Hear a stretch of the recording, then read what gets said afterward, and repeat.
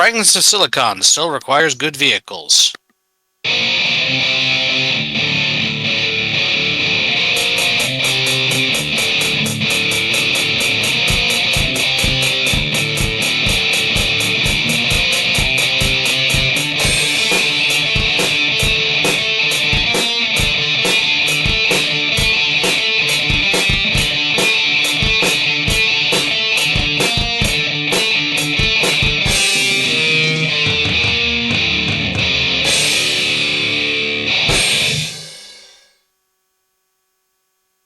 All right, welcome to another installment of Fragments of Silicon.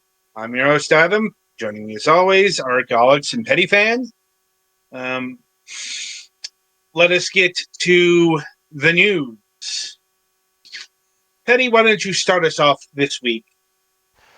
All in all, the week's been relatively quiet, thankfully.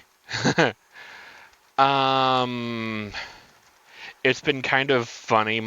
Because of my dad's wrist injury, they've been having him do the phones in the I believe it's surgical waiting area, and apparently he is not cut out for phone work because it is driving him insane. So that's kind of humorous because he's kind of getting a taste of what mom does. So he's kind of wondering how she does it at this point because yeah, not something I could do. That's for damn sure. Yeah. As far as other life things, we're looking to see about getting the pool closed sometime the next couple weeks. We're going to have one more nice warm day, possibly tomorrow, so we may probably have one more, fun time with the pool before it gets closed down for the season. Like, has it been getting cooler up there? At night, we've had lows in the 60s, but we've been having highs in the mid 80s because it's Missouri fall.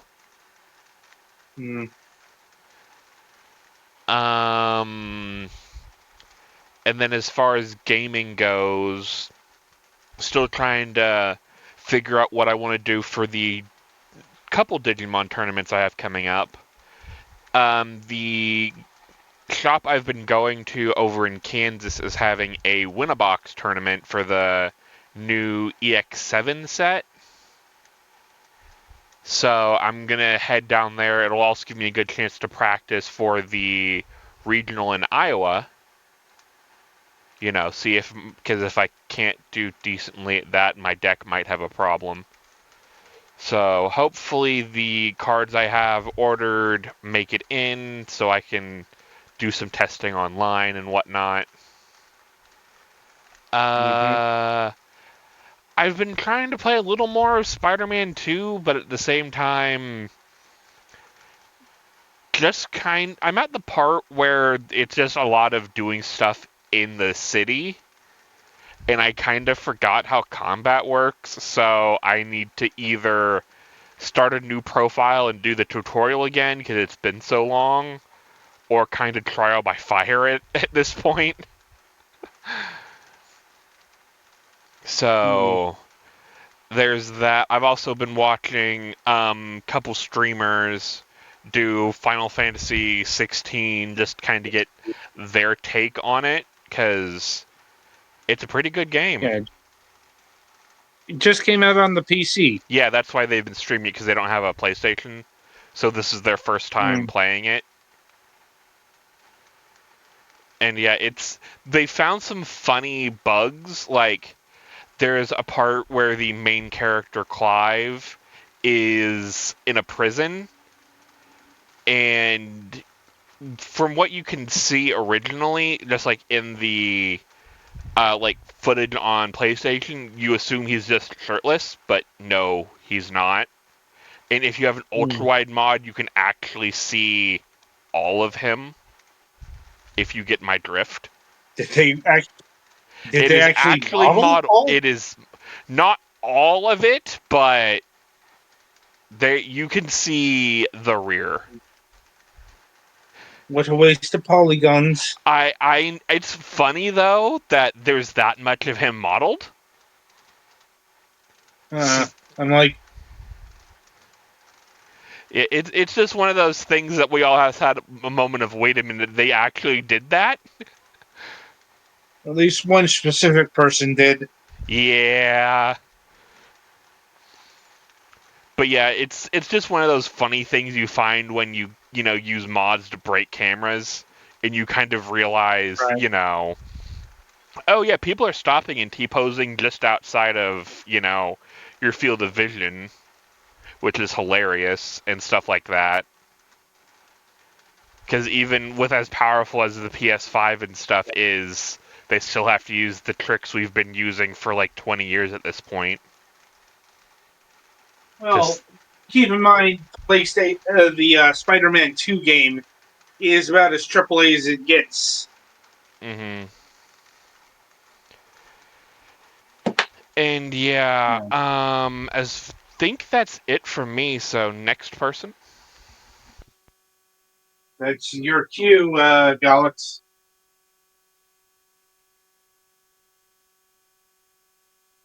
Did you mute yourself? I must have. I still haven't been able to resolve the car situation.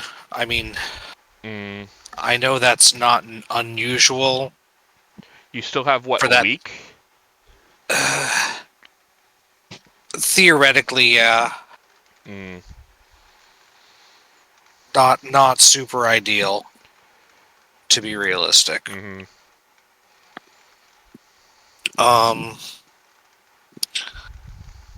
Anyway, yeah. Anyway, I might be able to do it tomorrow. It depends. I have a couple of ones that are closer by than some of the first ones I found. Are you going to an actual dealership or like private purchase? I've only looked on things that were registered online, which is mostly actual dealerships. The local ones are both actual dealerships, so we'll see how that works. Because at least with a dealership, you have a better chance of finding a vehicle that's not, total, it's going to die in a week. Right. Compared to a private purchase where you have no guarantees, you'll even be able to drive it off a lot. Yeah, no, I wasn't even strongly considering that unless I absolutely had to. Yeah. It is definitely a thing you need to watch out for. And, it's definitely one of the ones, if you know a mechanic for, a private purchase, see if they'd be willing to tag along and take a look at it. Unfortunately, I don't really, but... Yeah, that's one of those things, our kind of group doesn't always match with, people who are more mechanics and stuff like that. Mm-hmm. But yeah, I get you.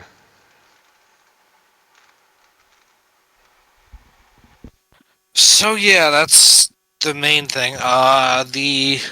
Even though my team won the Splatoon 3 Grand Festival with a lot of fun, and I haven't stopped playing, although I haven't been doing it every day. Anything else to play for at the moment, or? They did say they're going to keep running the seasonal events and stuff. And is that bring back items that you missed, or is it just doing events for the sake of events? It might just be events for the sake of events, but we'll see. Apparently there was a data mine. They might have added some seasonal items from Splatoon 2 into the code, so... But also, I'm doing some salmon run to try to get scales to get some of the, gear that I never had enough points for, now that they added easier ways to get some of the scales. I also went back and did a bit more of Dawn of Sorrow on the Switch Castlevania collection. And that's continuing to be fun, at least in the numbers go up kind of way. I did end up doing the early Soul Eater ring thing. Just because there are certain souls you actually need because there are like Soul Eater soul. makes it easier for the soul things to drop, right? Yeah, it increases the odds of souls dropping from enemies significantly. It also increases your luck, which increases all drops generally. I got the gold ring by going out of the way, so it was a little bit less difficult to get the 300,000 gold or whatever that the Soul Eater ring costs. But yeah, just because there are some that you require to beat the game, and it's a pain in the ass to grind repeatedly against the same killer clown or two.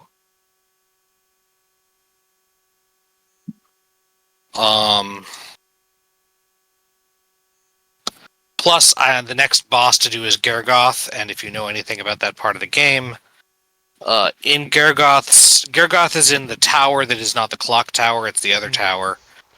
That's the giant dude, right? It's the guy with the loose skin that shoots a laser beam out of his Oh, mouth. that one. I was thinking like the big giant dude, but yeah, I vaguely remember him. It's been a while since I messed with Dawn of Sorrow. Mm-hmm. Anyway, and he, as part of his boss fight, on the way up the tower, you go left to right, left to right, left to right, right to left, going up and crossing across. As part of the boss fight, he destroys all of the center floors. And there are some enemies that are in some of those rooms that is by far the easiest location to grind against that kind of enemy, so that it just stops being a thing you can do, so I may try and grind for a few more of the giant axe for the giant axe armor and disc armor souls there before I actually fight him. But we'll see how it goes. Also, it's really frustrating the Soul Eater ring also makes it a little bit easier to get souls to use for upgrading weapons, because the Valkyrie is used in a lot of things, and then there are a few others too. And most of the best weapons in the game you can only get that way. And that's about all I got, I think. All right. Guess it's my go.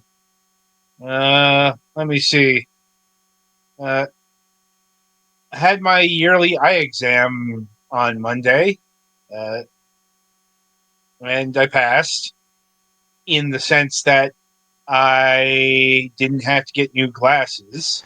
Congratulations, you get to keep your eyes. I was going to say, congratulations, you still have eyes. I mean, it's always a concern, though. Yeah, fair enough with the diabetes. I mean, yeah, they're obligated, they're obligated to check my eyeballs for diabetic rhinopathy or retinopathy, or however you pronounce that. Mm-hmm. And it's like, wouldn't that have something to do with your nose? No, like I said, I forget the pronunciation of like retinopathy, something like that. Retinopathy. Yeah, retinopathy. There we go. Okay. It's not a term I hear often, so it's not a word No, that's okay. use. It's just rhino is nose. Yeah, so I was confused. Yeah. Anyway,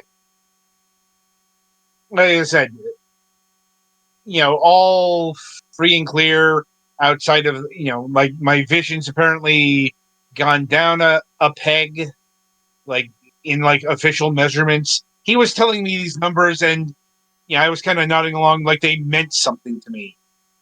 Like I'm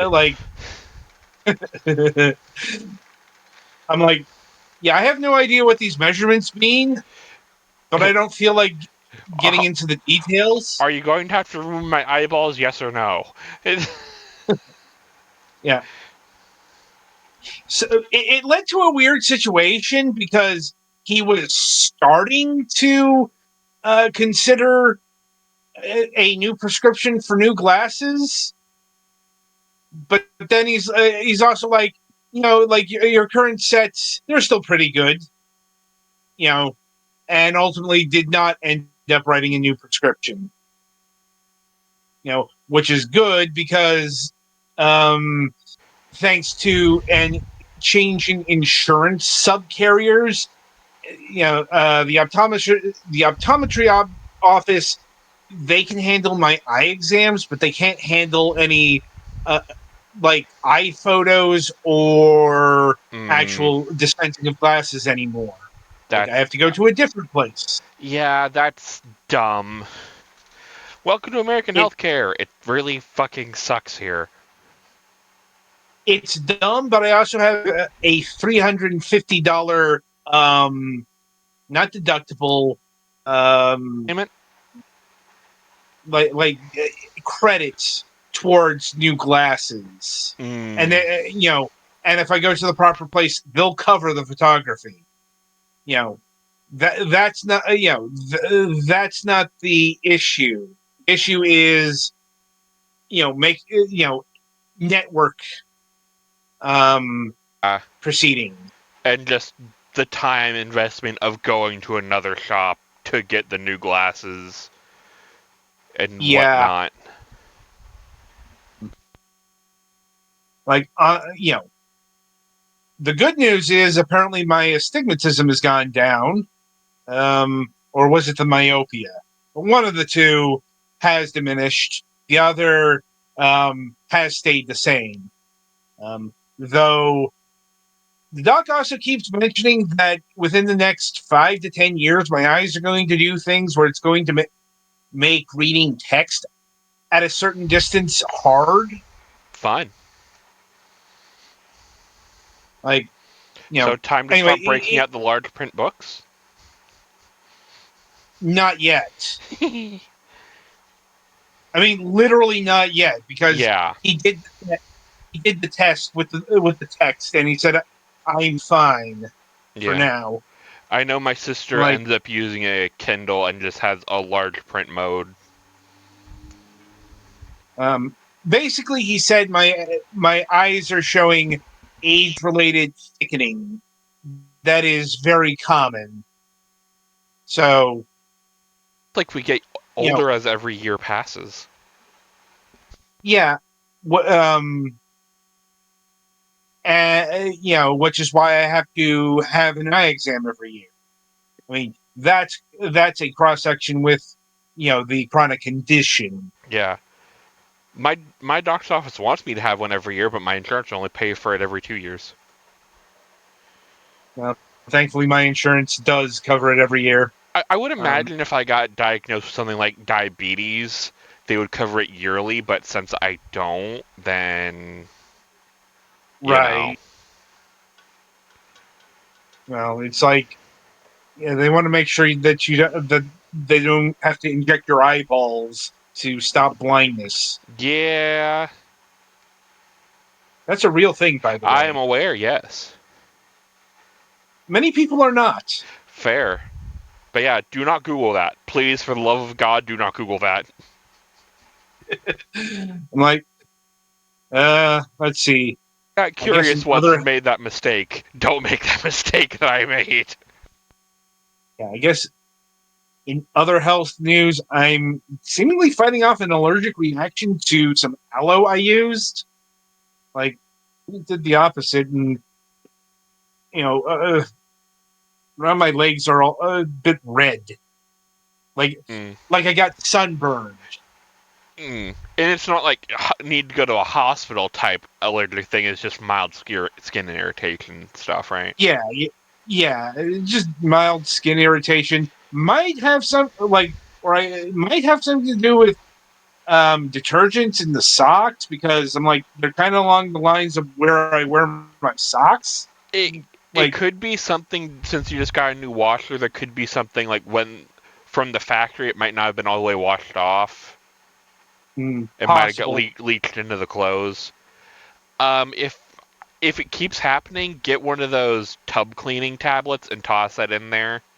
That should help wash away whatever like cleaner stuff they used from the factory, or like oil or whatever they used. Okay. Because we had that problem when we got our new washer, and that just resolved it, because it emulsified whatever oils were in there, and then our detergent worked fine and didn't cause any more breakouts and stuff. Yeah. Anyway, let's see.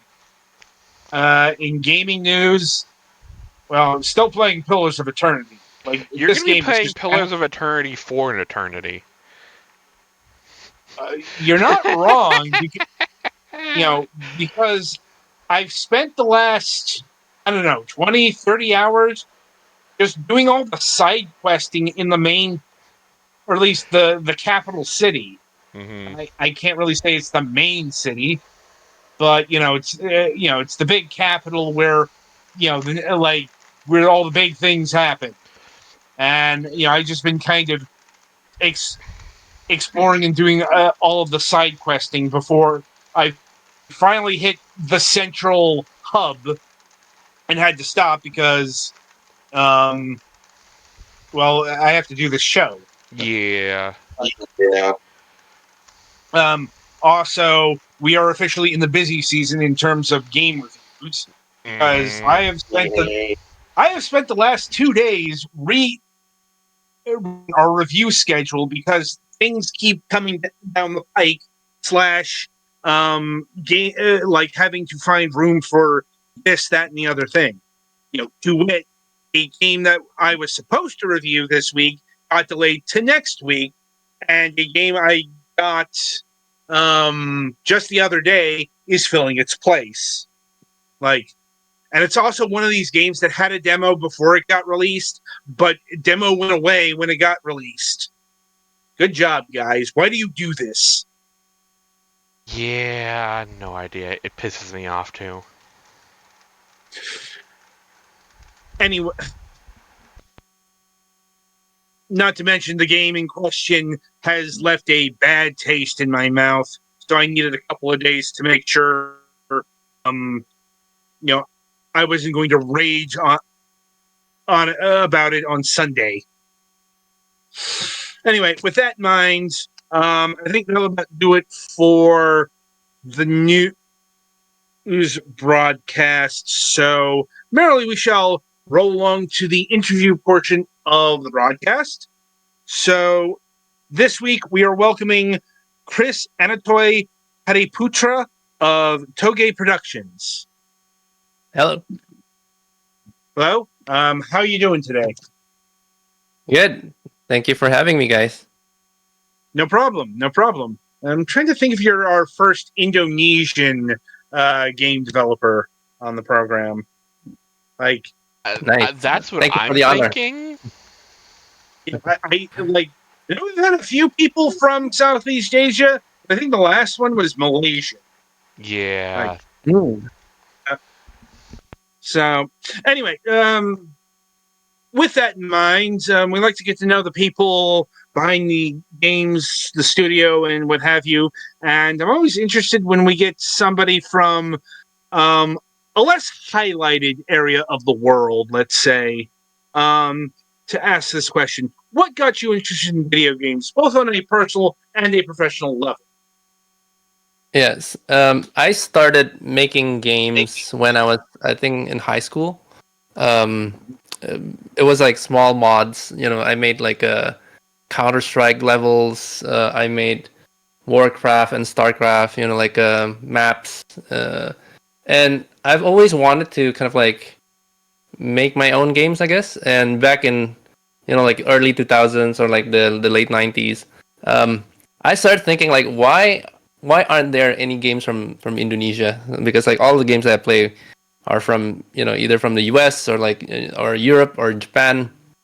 So I started kind of like not making a plan, but like roughly like what do you need to do if you want to make your own games. And because I like to draw and make comics, so I thought like, okay, I know how to make art. Then the other part is like the code part that I don't know. So I decided to kind of like start learning programming, studied computer science, and then just start making small games. And then we started making Flash games in like the early 2010 like tens. actual Flash, like Macromedia Yeah, Flash. Holy shit! Yes, Macromedia Flash that you play on your browsers. Because back then, like that is the only, I guess, the only path if you want to make games in Indonesia, because we don't have any, like big game companies in Indonesia at that time, and you couldn't afford to buy, like dev kits or like game engines to make console games, or like you don't really know how to make PC games. And back then, like Steam is not open to for indie developers to submit their games. Not now they are more open. So the only avenue that for like for an indie developer from Indonesia to make games is like making Flash games. So that's how I started making games in the early 2010s. Where did you end up distributing your Flash games? Oh yeah, just like all over the web, like any like game portals like Newgrounds, Congregate, About to ask Armor Game. Newgrounds, Congregate, stuff like that. Yeah. Yeah, Yeah. so that is like the Well- the big sites. Right.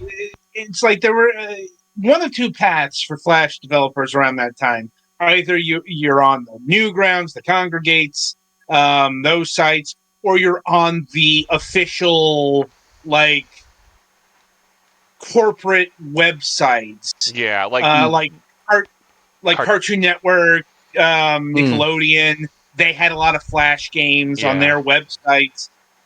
Adult Swim Games had a lot of Flash games. That kind of deal. mhm. Yeah. Yeah, for those big companies, you have to have like I guess that they're more like IP, like kind of like IP Yep. driven, or like something Right. that's adjacent to like animations and stuff like that. And Mm. since like I guess like back then, like our first early games are not that pretty, and it's not that good, I guess, like in terms of like production quality. So like we're complete indies. Like I make games in in the garage with a friend, just making like zombie games and stuff like that, and then uploading it to like Newgrounds. And then um, the game started having like a, I don't know, like a million or 2 million plays. And there was like, oh wow, this is huge. And then we started taking it more seriously, of like, oh, maybe we could make a living out of making games.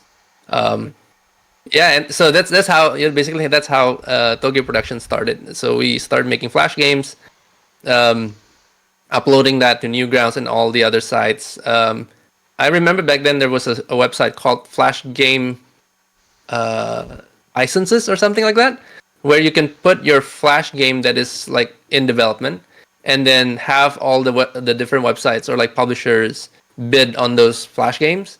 And if your game is good, then you can start like a bid war, and then you can choose like the best deal for your game. And that is how like we started I guess growing, and then becoming like an actual game developer, I guess. So I suppose that allows the question: at what point did you cease developing, Flash, or these days it'd be HTML5 games, those kind of games, to, I don't want to say real games, but bigger games. Full version games, I guess. Yeah. I completely understand. So like, I guess like it was because of Steve Jobs, like back in I think 2012 or something like that, that he announced that Apple is not gonna support Flash in their iOS or like iPhone, devices. So everybody was like, "Oh yeah, Flash is dying. Flash is gonna die." And I guess like Apple preferred HTML5 at that time. But for I guess like for a Flash game developer, like moving to HTML5 is not ideal, because like back then, like the what the capabilities of like HTML5 is not as good as Flash. But I guess like fortunate for us, like Steam decided to open Steam Greenlight. So Mhm. like, oh yeah, now we can start submitting like our games to Steam as a premium game, and then kind of like changing the business model, I guess, like from in Flash it's more like free games, and then you use ads, Yeah, it's kind free of similar games. to You get mobile. some ad Yeah, revenue, maybe. Kind of, yeah, yeah. very much like mobile is today. Yeah, but then like back then we also tried making mobile games, before we moved to Steam. So we kind of like released some of our best Flash games as a mobile game. I think it did pretty well, but the biggest difference was like Flash, I guess like Flash sponsors or like Flash game publishers, they are willing to pay you upfront, like kind of like a either like a minimum guarantee or something. Basically, you get cash upfront for to finish your game's development, and then you can do additional like revenue share from the ads or whatever once your game is released. But the like mobile publishers don't want to do that. They don't want to give you money upfront, so they're more like, give us your game, and then we'll test your game. We'll see the I guess like the data or whatever, and then if it's good, we can talk a publishing deal. So it wasn't. I guess it's not very good for indie developers, because you ended up kind of like fronting, like you're bearing all of the costs In this yourself. version, you'd already have the money to make money. Yeah, Type yeah, deal. true. Yeah. So, and then not only that, like mobile games, once you release your game, you can't really move to make another game, because now you have to maintain your mobile games. You have to update the SDKs or whatever, once in a while. And once when they ask you to update a new SDK, sometimes you have to update the game engine itself. Like if you're using Unity or something, and then your code breaks, right? Like you have to like redo everything from, just to maintain your game. Why is this breaking? we- It worked on the last one. Yeah, exactly. Like all the codes are now deprecated, and then you have to, you got to fix a lot of bugs. And so like when we kind of like released our mobile game, we ended up like our team was, I guess like we're stuck, with that one game just to maintain it over a period of time, and it wasn't ideal because like I guess like we are more the type of like we want to make other games. We don't want to be stuck in just one game for 5 years or something like that. So I guess like we started also experimenting with premium games on Steam, and then we felt like I think Steam is more ideal for a small indie game developer, especially from Indonesia, to just to keep making games, and then move on to another game, and then just release that to the global market, I guess. And how big is your company these days? Like, how many people work at Toge? Today? So yeah, so for context, like I started the I guess like the studio back in 2009, and back then it was only two of us, like a friend from college and myself. Now we are about 56 people, spread across 3 different locations in Indonesia. I guess like we merged, like we merged 3 studios into one. So we're now like 56. We're working on multiple, projects internally, simultaneously, and also publishing games from other Southeast Asian developers, and some developers from from Hungary and Brazil as well. So we're kind of like expanding a little bit. It sounds like business for you has been burgeoning. Yeah, I think like it was I guess like it's we're lucky enough to have like a few games that become hits, and I think like because we're in in Indonesia and Southeast Asia, usually the like living costs, the cost of living is relatively low, and that is why like we've been able to kind of like sustain ourselves and grow, even though like the sales of our game is not like $10 million or something like that. So because like your living cost is lower, even like a bit larger, profit is enough for your team to grow and and survive and be sustainable. Right. Now, do you do any support work for like AAA projects of any note? No, actually, we decided not to do any outsourcing or work for other other companies, especially like I guess like one of the reason is like in terms of like triple A quality, like our to be honest, like Toge, like our teams, we're not at that level, I guess.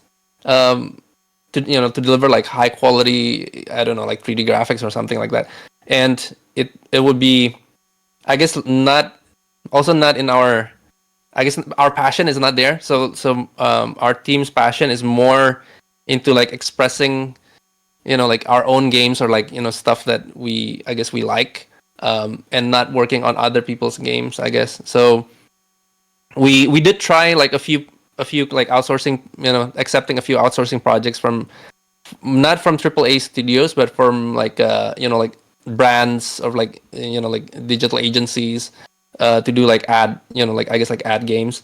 It was not fun. So we decided to stop that and then just like, okay, just focus on the games that we want to make. And what are the games that you want to make?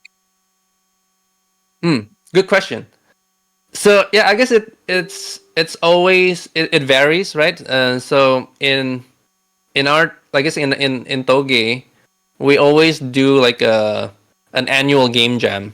So where everybody in the studio, including people from marketing or people from finance, people who are not usually game developers, to pitch their ideas and to kind of like prototype those game ideas into something that may be presentable and playable. So we do that like almost every year, maybe once in 2 years if we're busy, and then from those game jams we can see what are the games that we are, I guess like the teams are passionate to make, and then if there's any cool ideas that we want to explore. So actually, like games like Coffee Talk and Space for the Unbound, it came out from those kind of game jams. And we just gauge our internal, I guess like on internal team's passion. Like, oh yeah, if they're really passionate to make something, and we see the potential of that, the project from the prototype, then why not, right? So that's I guess that's how we kind of like find the games that we want to make. Like, it's an interesting way of procuring new ideas. Mm-hmm. It's like, I think it's similar to how Double Fine does it. Yeah, actually, we're quite inspired by Double Fine. They do like the Amnesia Fortnite. Yeah, and they got the Day of the Dead showcase as well. Mm-hmm. I think a few other things, but definitely, they're definitely one of the companies that would do things like that, especially in between big projects. Like, this is how we got stacking costume equipment, among others. It also helps the team, to avoid burnout as well, because when you're working on a big project for like, I don't know, 3 years, 4 years, you get really burnt out. So doing like game jams helps alleviate some of that. We've certainly seen that. Like, we know people who got so burnt out they left the industry. Yeah. So yeah, it's important to evade that. I'm like, I guess we should talk a little about Coffee Talk, because I think if anyone knows your studio, it's probably for this game, because it's kind of spawned a subgenre of talk games. Mm-hmm. Yes. So I guess like yeah, a little bit of history.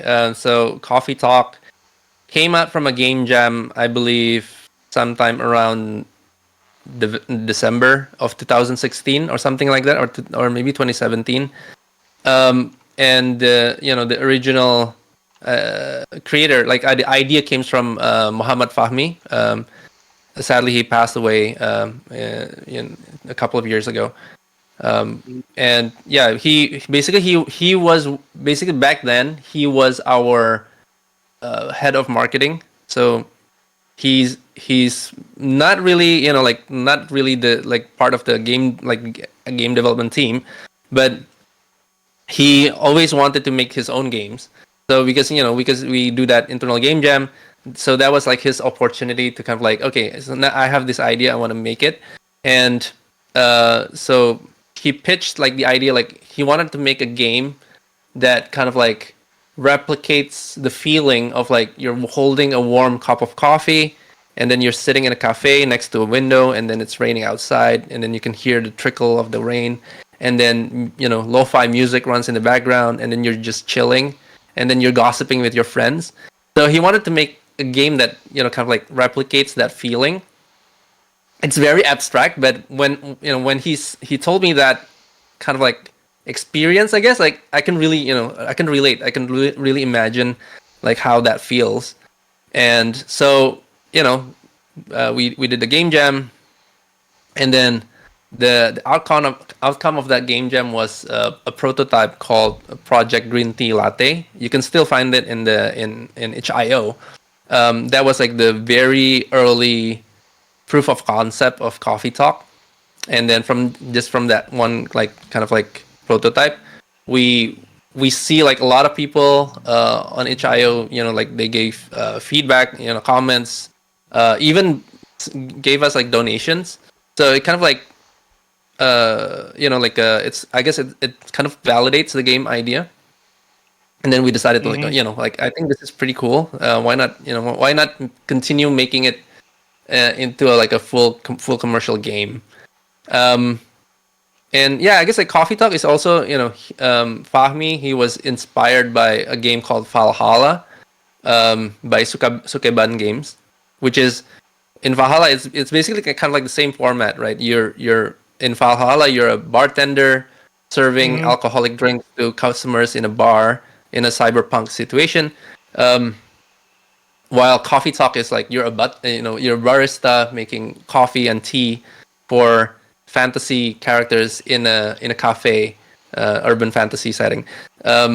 So I guess like there was like a lot of people who love that kind of format, but they we keep seeing in the comments on like in Valhalla or even like in Coffee Talk, like people want to to see more games like this, but with different stories or different situations. But they're just not enough. There's not enough games like that available. And we actually met with the developers of Valhalla in Bit Summit in Kyoto. When we are like working on Coffee Talk, and then we asked them like if it's okay. We take this kind of like format from inspired by their game and make it as Coffee Talk. And then they were like, yeah, why not? There should be more games like this, especially if people love it. So there's obviously there's a demand of like more stories, more interesting characters. But one developer cannot make all of that on their own. So having more developers create their own versions of that kind of like genre, I guess a game. And now it becomes like a genre on itself, right? So I guess that's always cool to see. And now we're really happy to see more games like that coming out. Like there's like Tavern Talk and other talk games, I guess. Yeah, I think there's one involving potions, just because everything has to have bloody potions in it these days. Like, and in fact, you're doing a new iteration of Coffee Talk in Coffee Talk Tokyo. Yeah. It's still very early, so I guess I there's nothing that I can really tell. But yeah, we're working on I guess a new Coffee Talk game with Chorus Worldwide. They were our console publishers, and now they're helping us develop the I guess like the next Coffee Talk game. Like, are they doing the development duties? Or are you still helming the, front loading on making the new Coffee Talk game? Well, the development is mostly done by Chorus, but the writer is actually the same co-writer from Coffee Talk 2, and like the programmer is also the same programmer that did the console porting. So I get it's like we're very confident, and the main Coffee Talk team is also providing like the supervising and then guidance for them. But most of the development will be done by Chorus. Okay. Anyway, this is definitely something that we'll probably ask you back on the program when it's, more ready to be talked about.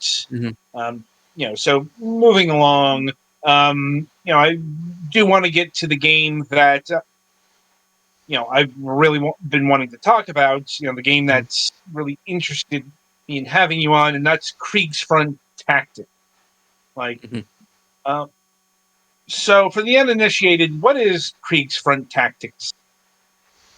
All right, so Kriegsfront Tactics is, I guess, it's a love letter, or basically a spiritual successor for an old game, an old mech tactical RPG game from like the PlayStation 1, PlayStation 2 era called Front Mission. Because I'm a huge fan of Front Mission. I played that when I was a kid, and I've been waiting for more than, I think, 25 years for a next mech tactical RPG game, like Front Mission. But I guess, the company that owns the IP doesn't want to make one. They kind of like spin the franchise to like an action shooter, a stealth shooter, which not exactly what I guess like the fans of the IP wanted. So I guess like if it's kind of like gnawing on the back of my mind, like why not? Well, why aren't they making one? And I guess like I kind of grew tired of like waiting. So a couple of years back, like I started, I guess like exploring of the idea of like making our own mech tactical RPG game set in the jungles of Southeast Asia, and that becomes Kriegsfront Tactics. So it's basically heavily inspired by Front Mission, and also XCOM, and also Darkest Dungeon. So it's like imagine like your like special forces being dropped in behind enemy lines inside the jungles of Southeast Asia during a quote unquote an alternate universe, 1970s kind of like Cold War, Vietnam War era, but fictional. And but instead of like actual people, you're like driving mechs, and so you're basically conducting guerrilla warfare with giant mechs in the jungles of Southeast Asia during the Cold War, not Cold War, I guess, like era. So I hope that explains the game. It's about what I suspected, because ever since I first saw the game, I'm like, this looks a lot like Front Mission. If So you to need hear more that context, go look up 8th MS Team, that anime. Yeah. Like, true enough. I suppose I do have to ask: have you played the new remakes of the first two Front Mission games yet? Yeah, I did. I bought both games. To be honest, I'm kind of disappointed. So, like, yes, I guess like I have to make my own mech tactical game, I guess. I'm like, I really can't comment further because we know people who have worked on those. Like, Mm. so Well, it also comes down to the joke of, like, with the Sonic fandom. If you don't like what Sega's making, just make your own damn Sonic game. I mean, that is the ethos behind so many indie titles. Mhm. Hell, it's a story we've definitely heard on this program before. I'm pretty You sure if know, we had I got $1 for tired. each time we heard this story, we'd probably be able to buy a mansion for each of us. Right. This isn't a, we'd have 2 nickels. No, we'd have a lot of nickels. We'd have enough nickels to kill a man. Because, no, seriously, Well- so many of these stories is Yeah. they weren't making this game, so I had to make my own. Yeah. I guess like sometimes Anyway. it's because I guess like there if it's a big IP from a big company, sometimes there are restrictions from the higher ups, for whatever reasons. So like it's not that the games are like technically it's executed. It's executed very well, but it's just like there are some things that you kind of wish like you need the next like I guess like the next iteration or like the next what do you call it, like evolution of this kind of like game, and not just just remaking and then the same thing and then with some like graphical updates and so on. So I guess like from a fan kind of like perspective, like I want to have a new one, even though like the old ones I bought and played, but it's just like it's not really it's not really scratching that itch of like what is the next evolution, right? So something like that, I guess. I get what you're saying. And that does beg the question, what are you doing to make that a reality? Like, what is your next evolution of the front mission formula here? Yeah, so I guess like when I played, like the older front mission games, it wasn't very, I would say like if you compare that to like the modern, I guess like the current standard of like tactical games, the old front mission games is not very, I would say it's not very tactical. It was just like like you basically mechs face each other and then they pounce and then they punch each other, and there's Right. not there's no directionality, there's no like positioning, there's no Yeah. It right, took a couple of it took a couple of iterations for front mission to really find its mechanical feet. Yeah.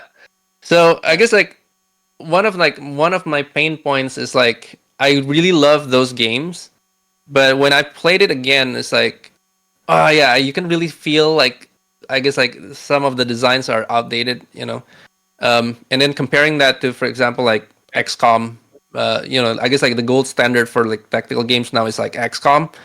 XCOM gives you a lot of like Modern. like tactical situations, like you have to really think like, oh, what should I do if I move there, and like it's more interesting that way.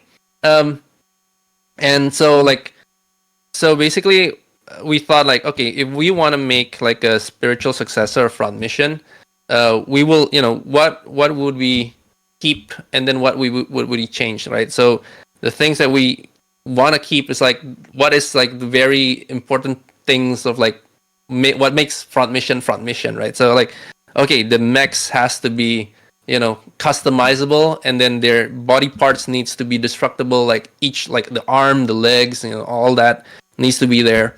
And then the mech designs are not super sci-fi-ish, but more like grounded, like more like tanks with legs kind of, but with the sexy proportions of like a Gundam or like a, what do you call it, like Pat Labor, I guess, but not too sci-fi.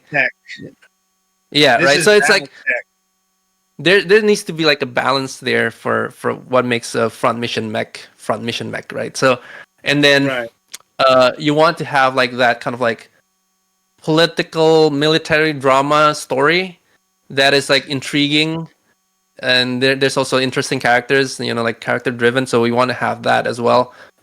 Like the story needs to be kind of like plausible, like, oh yeah, it makes sense, it's kind of like realistic in a way, but also fictional in some other ways. So we want to keep all of that, and then I guess like to bring it to the modern day, like okay, what needs to be improved is like the tactical, I guess like gameplay. We want to have more directionality. We want to have more like positioning, and then we want to have like I guess like more like emergent gameplay. So we take that from like XCOM and also a little bit from Darkest Dungeon. So like the pilots have also like kind of like stress mechanics. They have traits that will be affected during combat. And then to top all of that, because we're setting in like Southeast Asian kind of like jungle, guerrilla warfare.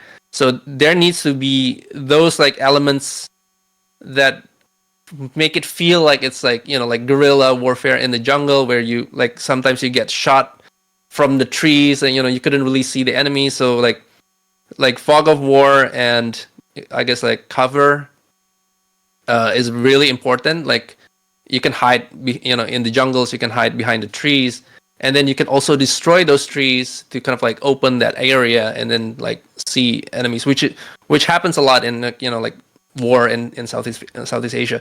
So we're kind of like combining all of that. And also like one thing that I really hate from XCOM is that you can have like 99% hit chance, and then you're standing next to the enemy, and then it misses, right? So Yes. in Krieg Front Tactics, we decided to kind of like we're not gonna have any hit chances, like random hit chances. So every single bullet in the game is gonna be physically simulated. So wherever that bullet lands, that will deal whatever damage or destruction to whatever object that hit got hit. So like all the all the combat mechanic is more kind of like physical simulation, I guess.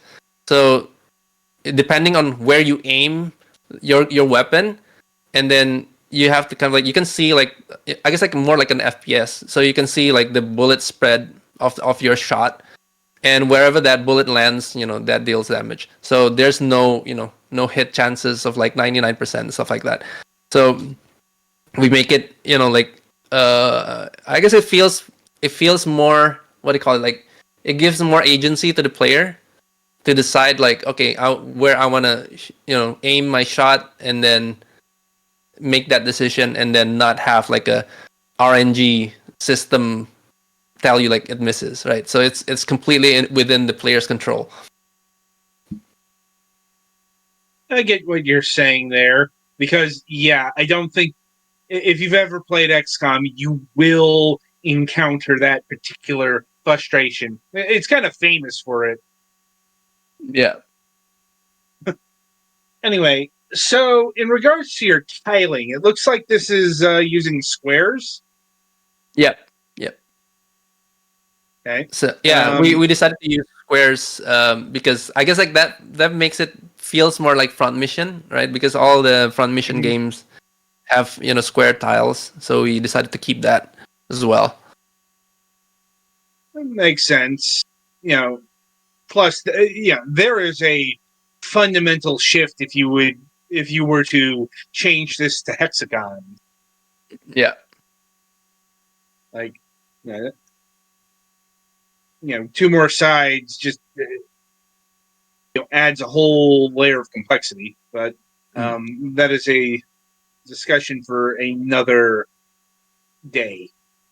Anyway, now does terrain matter, elevation, those sort of things? Did that be a factor in the combat? Yeah, definitely. So the game, like I guess we're also taking inspiration from like Final Fantasy Tactics.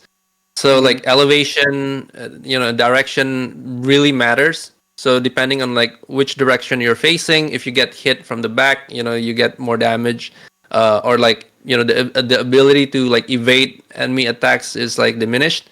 And elevation provides like better visibility. So if you're a sniper, you definitely want to have like higher elevation, because you can see you can see more, you can see what's inside the the trees from above, right, and stuff like that. And then I guess like your weapons are not obstructed by objects if you're in a higher elevation. It really matters that way.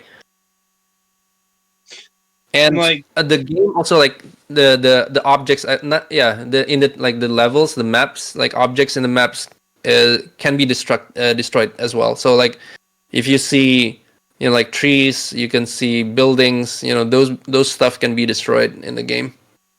Hmm. Can they be destroyed for like tactical advantage, or just to like just to destroy them as like crossfire or whatever? Yeah, there's a tactical advantage, so like objects like buildings and stuff like that can provide cover for your targets or like even your units. So you can use that as a cover, but you can also destroy those objects to kind of like open, remove that cover from from the enemy. And also like jungles and trees provide like stealth or like visibility cover. So sometimes you can make ambush attacks. You can ambush your enemies by hiding in the jungle and then timing your attacks.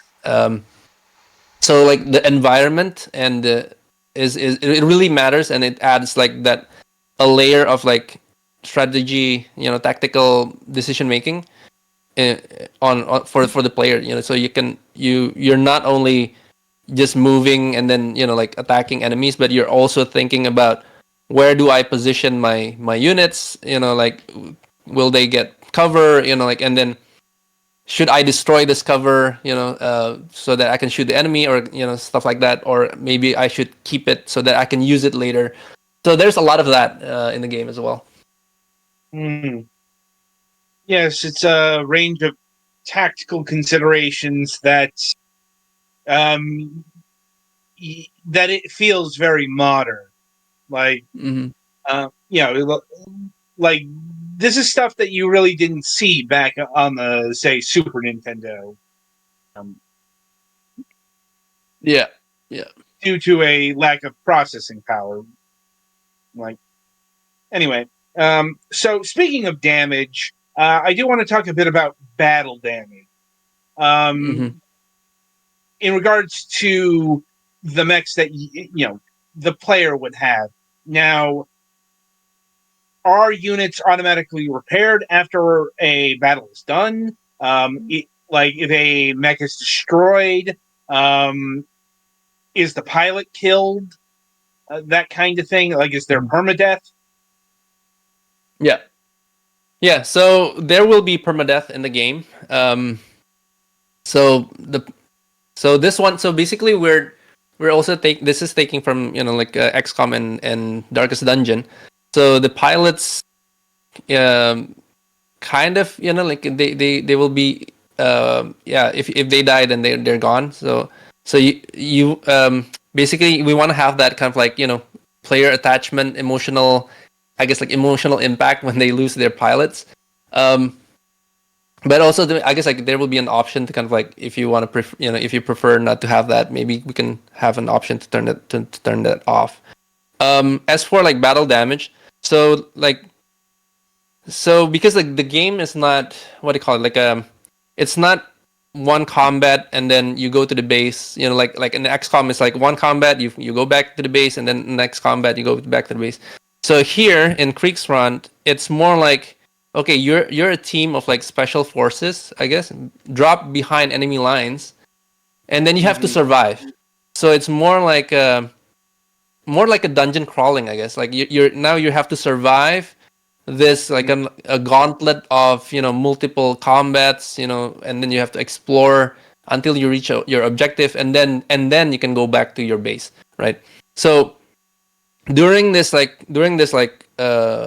journey, like all of the damage is persistent. So if you get ambushed and then you're forced to fight an enemy, whatever damage that you sustain, you get, it will be sustained on the next fight. So you cannot fix your mechs during combat. that's the we want to make it kind of like a bit more realistic, because you cannot just repair a giant tank in the middle of combat. You have to find like maybe like a garage or something that you can, you need extra equipment, some or resources to actually repair your mechs. So after combat, you can explore like a world map, that, and then find different points of interest. And sometimes you might encounter, villages. Sometimes you might encounter like a workshop or like a military base, and then you can, you can repair your mechs there. Another way to do it is actually you can salvage enemy body parts. So for example, if you lose an arm or you lose your legs or something, you can just like, okay, I decided not to destroy this enemy's arm so that I can salvage that part at the end of combat, Yeah, and you then just play use that sniper around as through the cockpit and Yeah. then just go up and pull off their arm and shove it on yours. Something like that. So something like that. So you can collect those parts and then use that in the garage to replace parts that were destroyed, and then you can just fit in other mechs, other parts from other mechs. Mhm. So yeah, so that's like Now, that's are how parts we design salvageable the from game. from down to allies as well, or is it just down enemies? Down allies as well. So if you, once your mech, so I guess like the most important part is the body. So if the body got hit and then it got destroyed, then your pilot dies and then you lose that mech. Mm. But whatever, I guess like whatever body part that is left that can be salvaged, as long as long as it's not completely destroyed, so it can be salvaged. And then you can use that to to fit that into the other mechs that are still alive. Mm-hmm. And are those like auto salvaged, or do you have to like have a unit actually go up to the downed enemy or ally and take them? So it's auto. So as long as you win as long as you survive the encounter. So at the end of the combat, we'll say like, okay, so these are the things that you found in the in the, I guess, in the battlefield, and then you can choose to which one which parts you want to take or you want to leave, and then you can move on to the next like exploration and encounter. All right, that's fair enough. Yeah. Right. So, in this tilt towards realism, do you have to keep track of things like your fuel or overheating? No. So I guess like for that part, we decided to make it a bit like, I guess, like a bit simpler compared to like BattleTech. Right. So we don't want the player to kind of like constantly checking their resources. So in this, I guess in Kriegsfront, there's no overheating and also there's no fuel. But we, instead of that, like we use like more like I guess like more like Darkest Dungeon. So instead of fuel, we say like your team have supplies, and then the longer you stay in this jungle, you'll consume those supplies, and then once your supplies run out, then your pilots will start having like they will become hungry, they will become irritated, and then the morale and then stress starts to to seep in, and then that will affect your combat. So yeah, we decided to make that part a bit simpler so that yeah, I guess like in terms of gameplay, it's more straightforward. I guess like you can feel. I guess like you can. It's easier, I guess, for the player. Yeah. Like, it's hard to say actually, compared to what you got. Because that is a kind of an exchange of one thing to another. Like, instead of keeping track of like fuel, you have to keep track of your pilot's sanity, and may have the same overall effect mechanically. Anyway, so we've talked a lot about the influence about the game, but what's going on in terms of the actual story? Like, who are you? Who are you fighting? You know, what's the reason to care? Yeah, so I guess like in like in the prologue, like you're basically you're controlling. I guess well. Let me track back a little bit. So basically, the game is set in like a fictional country in, let's say, in Southeast Asia called Nusanesia. So in this country, it's like there was a big war that just happened, and um, the Allies drop a nuke somewhere, and then I guess like the controlling forces of that area kind of like retreated, so that now this land becomes what do you call it, like the, there's a vacuum of power basically, right? So so now there's like I guess like the what do you call it? So the previous like the Allied forces, they want to come back and retake this kind of like land. So in the prologue, you're playing as like I guess like an occupying force from UOC, which is like they are now like they want to like take over this this land and like take control, and then basically like what do you call it, like reclaim it, like reinstall like the original colonial forces, I guess. But now like the indigenous people, like now they found like, okay, so there's these mechs that were left by the previous Yamato forces. Now they can take that as like and then use that as as their weapon to fight back.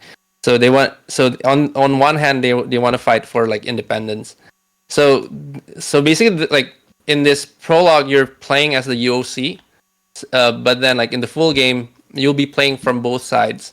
So you can basically, there will, I guess like the main game, you will be playing like, I guess like you'll be the Viet Congs basically. You'll be the Viet Congs fighting for their independence. I'm like, interesting. Yeah, so I guess like I cannot tell more than that right now. So yeah, so I guess like the story is it takes a lot of inspiration from like the history of like like colonial powers, and then the fight for independence in Southeast Asia. That happens almost, what do you call it, like almost the same in all the countries in Southeast Asia. So we have like Indonesia, we have Malaysia, we have like Vietnam, which kind of like shared the same like history of like colonization, and then a brutal fight for independence. So we're taking a lot of that inspiration from that history, and then I guess like making our like giving it our own spices, I guess, to make it turn it into a game. I'm like, understandable given the I'm like sensitive nature of some of those conflicts. Like maybe less so given that the actual wars that were fought in reality were a very long time ago at this point, but the Vietnam War here was a very sore spot for a very long while, and people still hold a grudge. Yeah. Yes, it is. Korsodon, or Korsodin, however you pronounce that. In fact, we've been talking about it quite extensively. Yeah.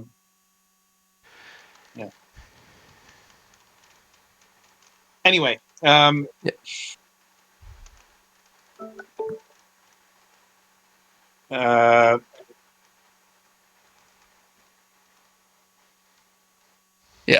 Yeah, I guess like the game there will be some controversy, definitely.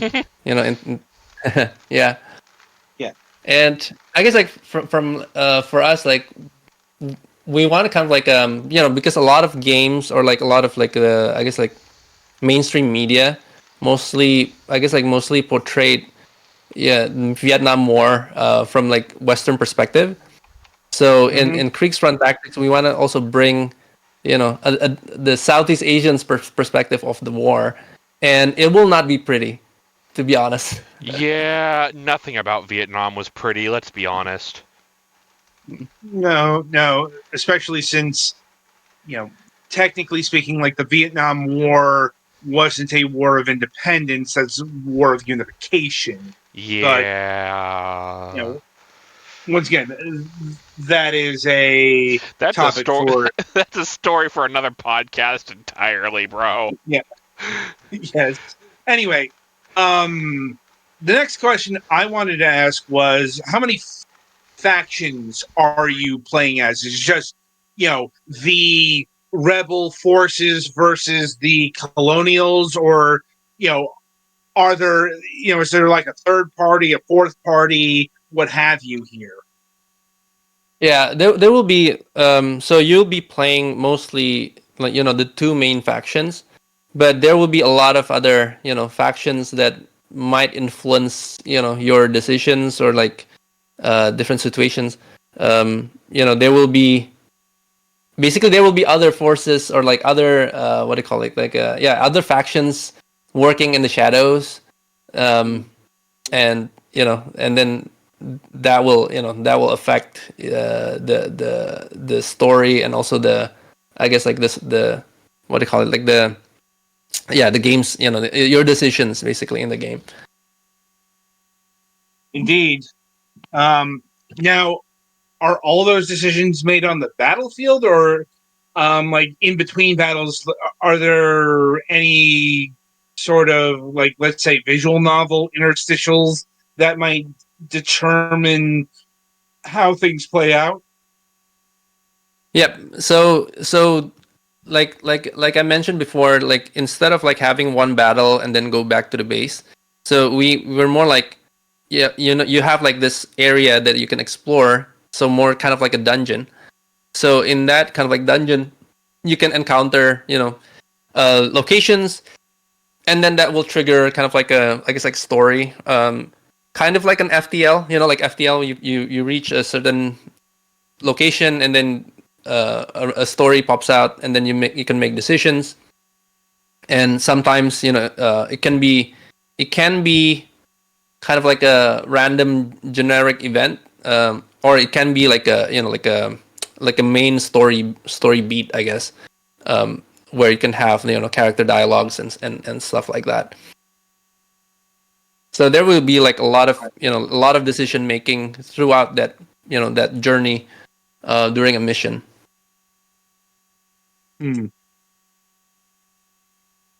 It sounds all very interesting. And I look forward to seeing how it plays out. Anyway, so we are starting to get low on time here, so just a couple more questions, at least from my end.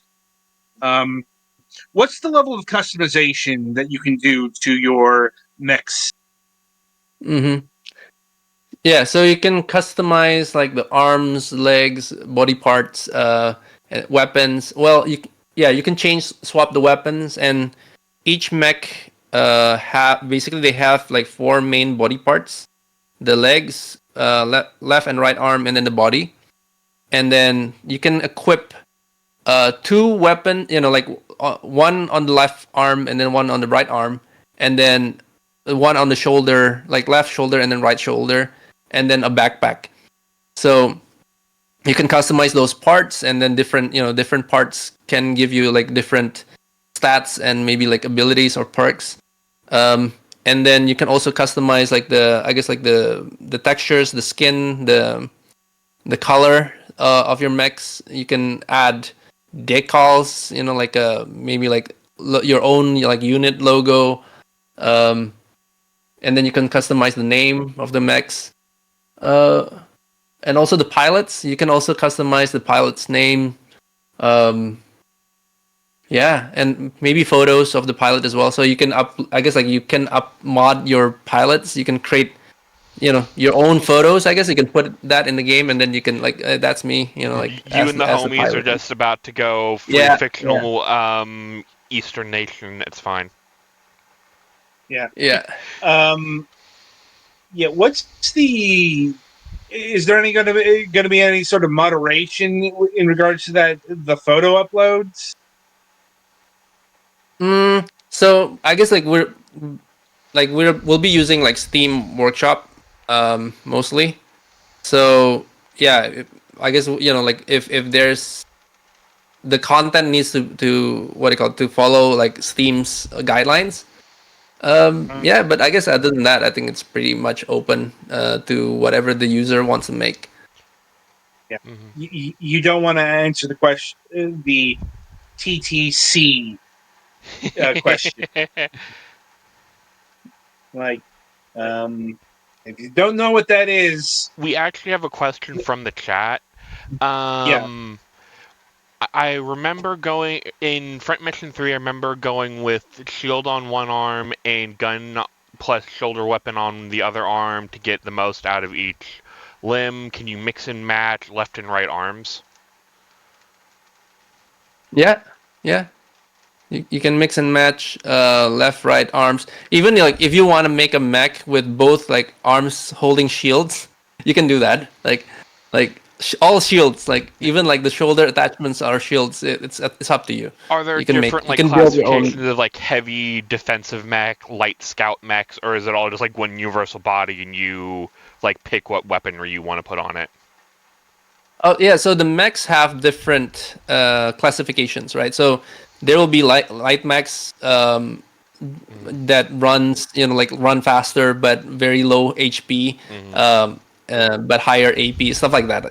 So you basically you can mix and match, and then So like if I want find like a like I light guess scout mech with a grenade launcher, a sniper rifle, that is an option. yeah, as long as in the prologue we haven't implemented this, but there will be like a weight system. So the like your max frame, if it's like too light, then maybe it cannot carry like too much weight.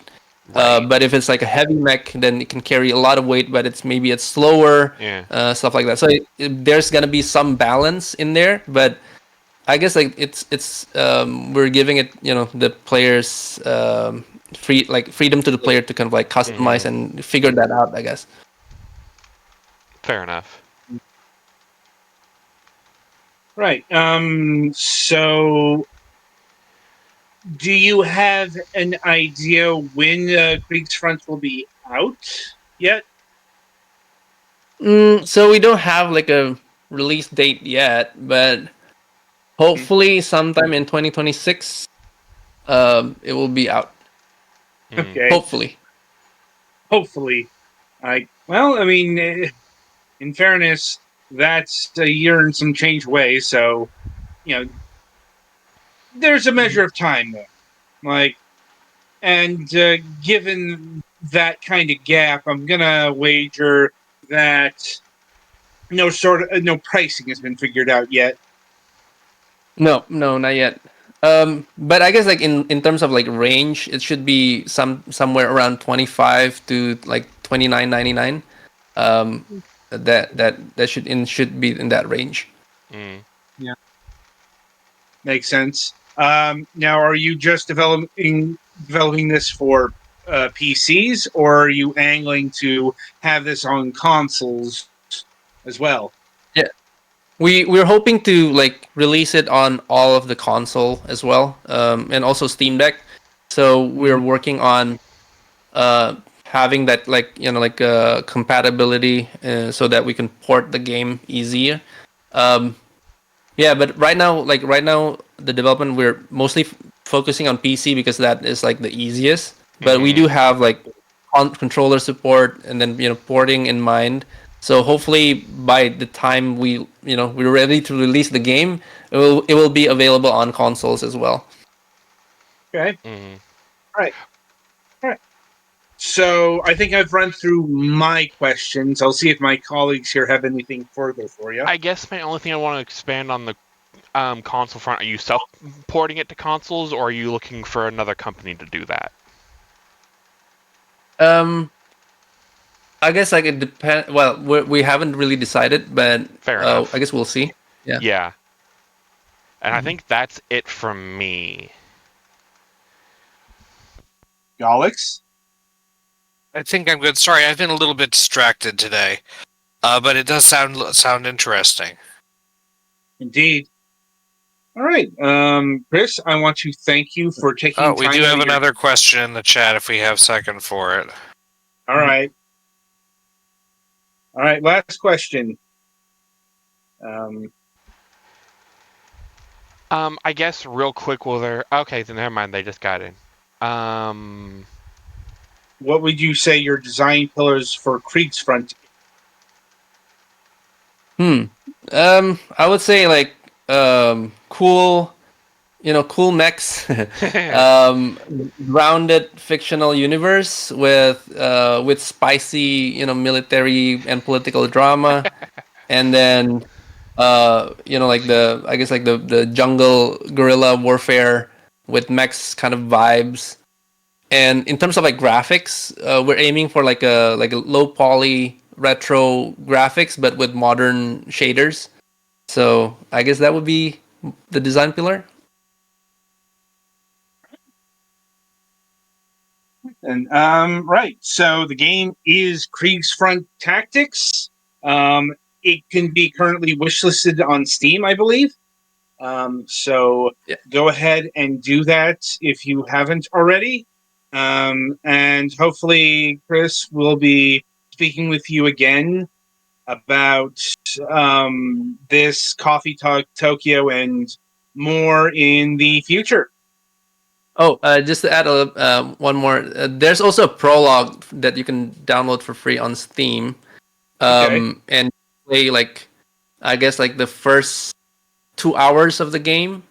Mhm. And then you can experience the combat, exploration, and some of the story on Steam. Yeah, so Okay. please do check it out. All right, Petty, play us to the next segment.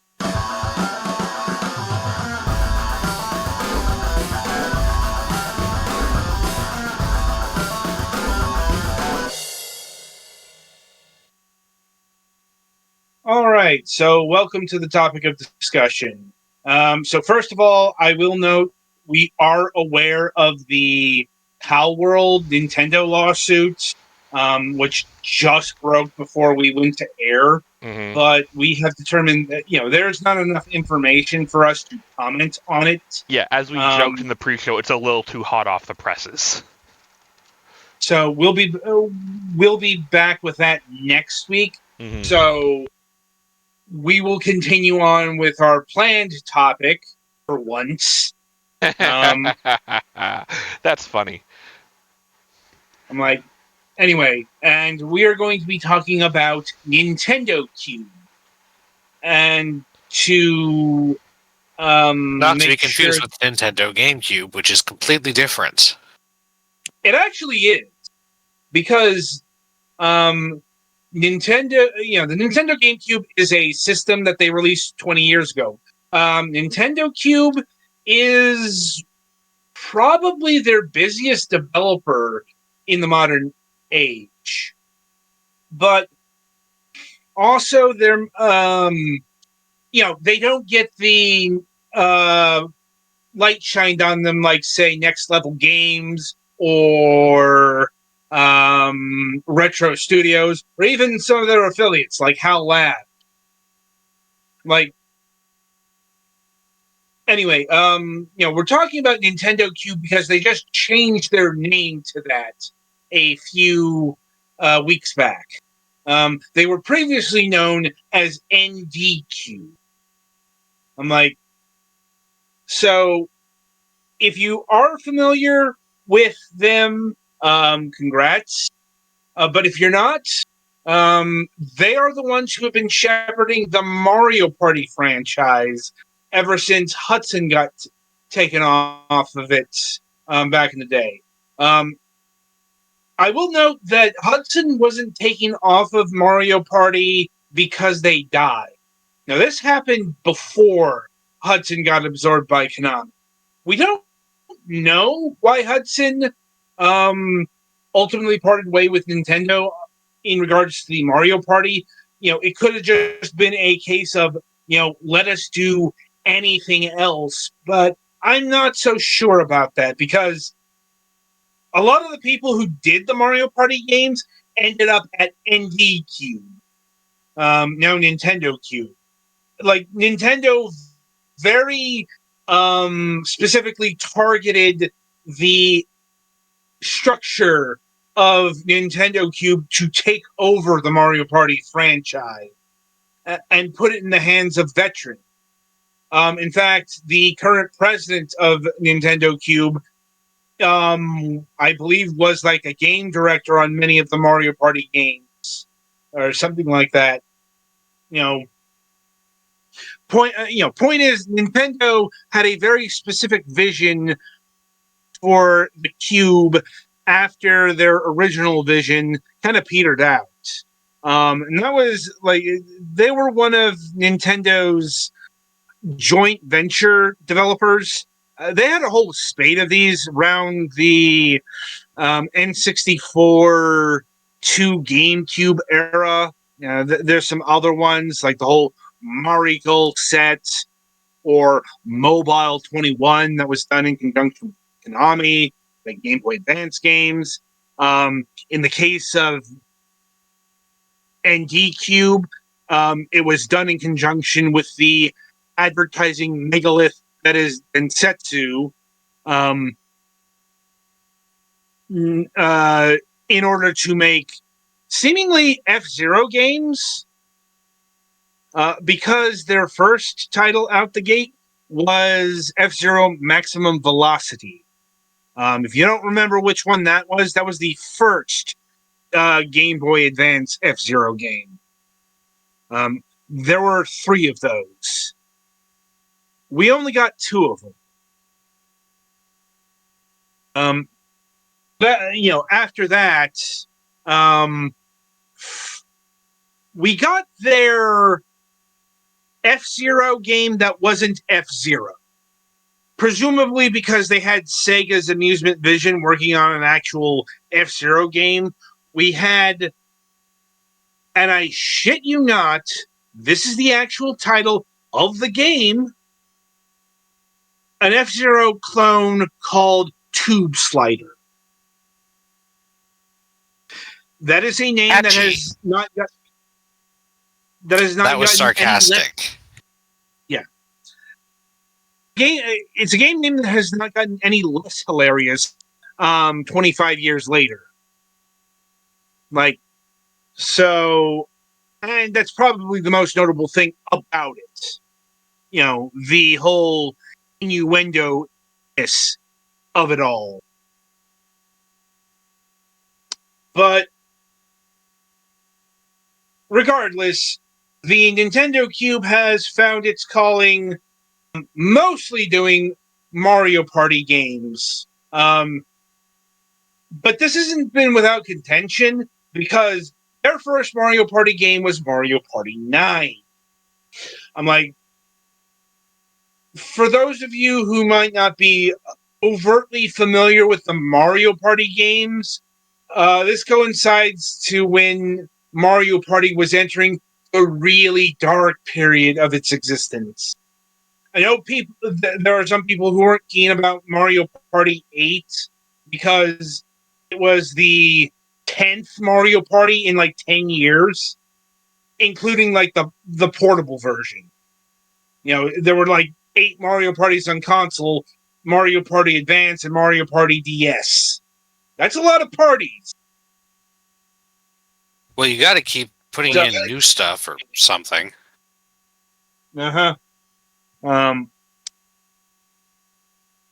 Anyway, their idea for new stuff was to make Mario Party really shitty.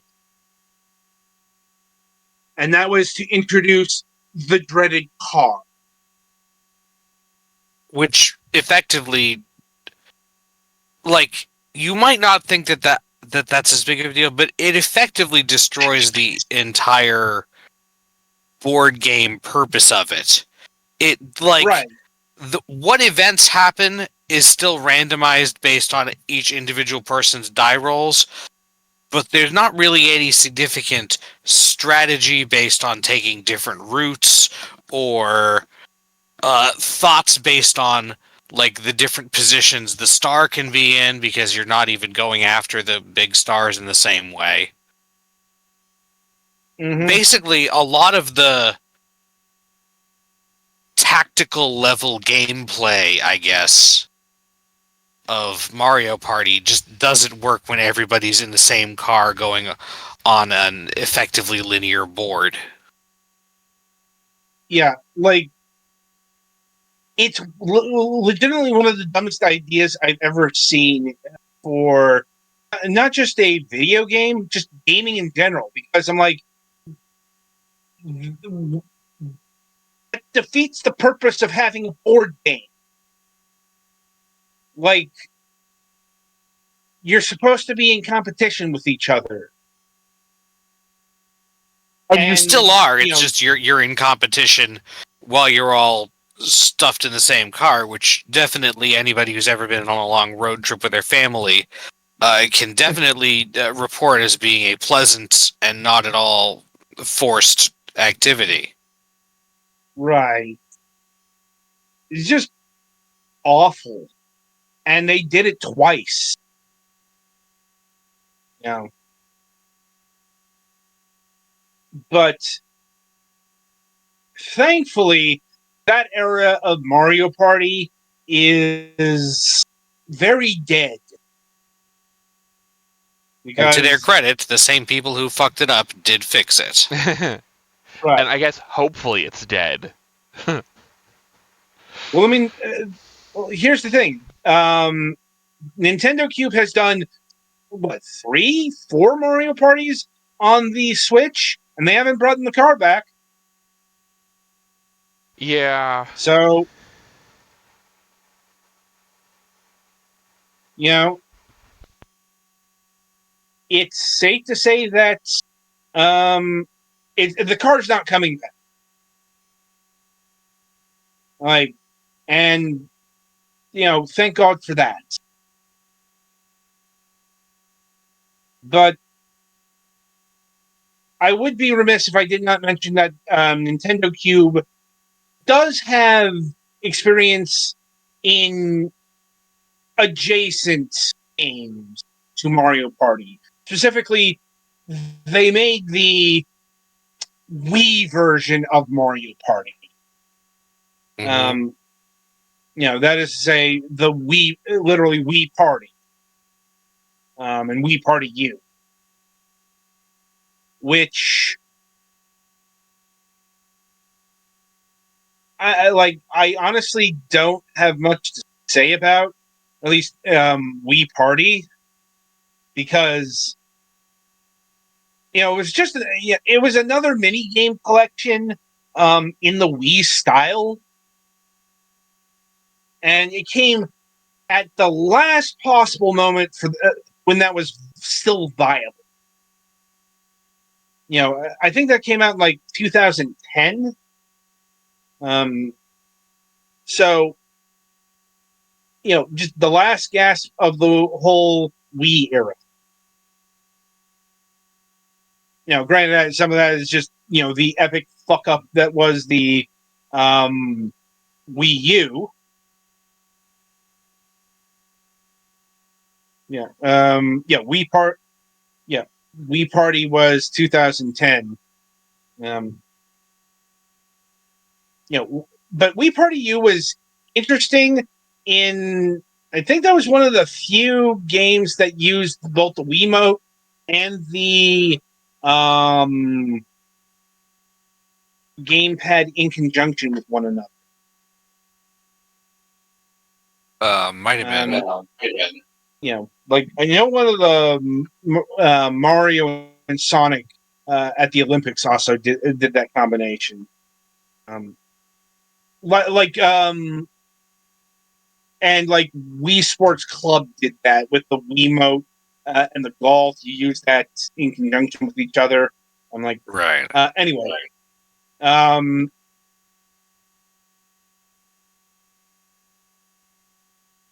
They've also had some dalliances in the Animal Crossing world. Unfortunately, it led to the creation of some have claimed to be one of Nintendo's worst titles. That is Animal Crossing Amiibo Fest. Generally considered to be little more than a vehicle to fob off the Animal Crossing card amiibos onto Yeah, a it populace. gives you something to do with the Animal Crossing amiibos that they created, but it's not even much, and then they made a better thing to do with that in the later games, so. Right. Which is funny, because an Animal Crossing party definitely seems like something you could do, but they forgot to put in good games, or, like, much games at all. I mean, keep in mind this game came out in 2015, which, according to Scott the Woz, is the dark age of Nintendo. And given that what Nintendo was releasing around that time, it's kind of hard to argue against that. Like, anyway, probably their best overall title, and I mean, like, just of all time, is Clubhouse Games 51 Worldwide Classics.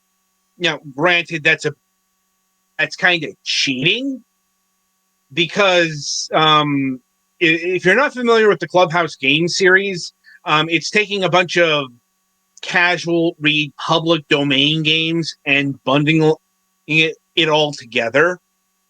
Now, it is important to note that executing that is important.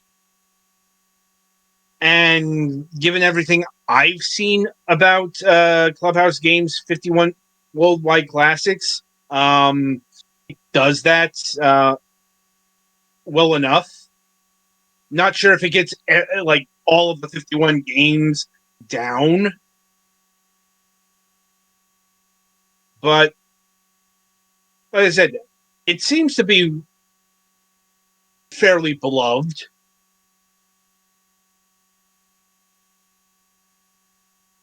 Anyway, they also, for whatever reason, did the sequel to 1-2 Switch. Everybody 1-2 Switch. You can be forgiven if you don't remember this, because it just kind of came out and went. It came out and happened like the autumn wind.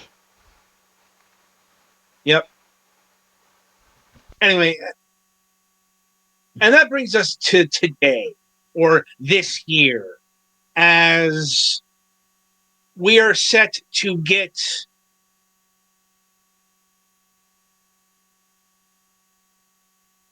I don't want to say the the ultimate Mario Party experience like Nintendo has been hyping this thing up as, because it's not out yet, and that remains to be seen.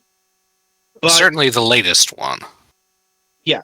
And also, hopefully, because the original Super Mario Party had its own problem.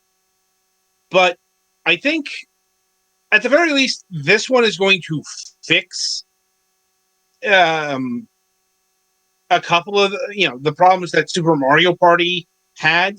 First of all, online multiplayer. Well, that's already been a thing since the best of the Mario Party Superstars game came out. Mm-hmm. It does require them to keep the connection reasonably strong and steady, but they'll do the best they can. Well, the point is, it's going to be there instead of not being there like it was in Super Mario Party. The other thing is, if you remember Super Mario Party, it started out, I think they added a few more boards, like an online multiplayer, like years down the line, inexplicably. But the point is, they're going to have more than 4 fucking boards. Yeah, But I mean, the amount of time you spend on a board can be significant. You don't need a huge number, but like 5 or 6 would be good. Yeah, I want to say this is going to have anywhere from 7 to 10. Also, the boards should contain interesting features and not be boring. That's the big question. Because I definitely remember people complaining about how dull and blandly designed the Super Mario Party boards were. Like,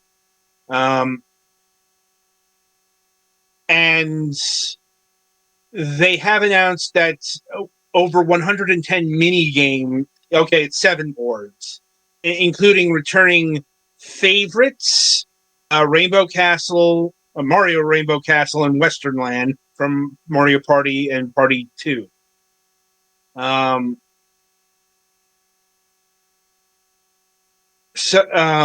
online 20-player Koopathon mode, whatever that is, and an online mode for 8 players called Bowser's Kaboom Squad. If nothing else, they're definitely stuffing this one full of content. And as far as the roster goes, we've got Mario, Luigi, Yoshi, Peach, Daisy, Rosalina, Wario, Waluigi, Donkey Kong, Birdo, Bowser, Bowser Jr., Goomba, Koopa Troopa, Shy Guy, Boo, Monty Mole, Toad, Toadette, and Spike. And so new bad players, news for people whose favorite character is like Rex from Super Mario World, but otherwise you're probably doing well. Well, I mean, they're getting to that level because Super Mario Party Jamboree will introduce Ninji to the proceedings, and also Pauline. Now, Yeah, several of the last new additions have just been random, reasonably popular enemies that don't really have anything significant to them aside from the fact that they were vaguely memorable. Yeah, in fairness, Pauline, she only just got rescued from obscurity via Super Mario Odyssey. Yeah, Pauline is a major character who is back. Yeah, if were. Odyssey didn't happen, Pauline wouldn't be here. Right, but as opposed to Ninja and Spike, who are 90% of the time just Mook enemies. Right. But people like them, so sure you can play as one. Right, but they're not even like top tier or iconic Mario enemies. They're not like Goombas, Koopas, Bombs, Dry. They're Bones, memorable Shy because Guys. of some of their specific appearances. Right, but my point is, these guys are fucking third string. Yeah, they're not common. They're just memorable. Yeah. Not as inexplicable as when you see something like Chain Chomp in Mario Party 8, in Mario Tennis Aces. Well, that's not weird because of Chain Chomp. That's weird because Chain Chomp is a dog. Right. Anyway, we should probably wrap up this conversation. Given how close it is to the start time of the next show. So, on that note, coming up on the week ahead, we do have a new episode of MSP planned. A bit of a different scheduling order because the guest is planning to arrive at midnight. So we'll see how that works. But aside from that, on Friday, September 20th, we'll be having Jake Cordes of Nibble and Bite Games. They are the creators of the game The Fall of Aether Station, which we recently reviewed. So look forward to that. And coming up on the Sunday reviews, we will be having reviews of Marco Beyond Brave. This is the game that that's filling in, and just literally came out the other day. Also, we have reviews for Scamper, Half Past Fate, Romantic Distancing, and impressions of Critter Cove.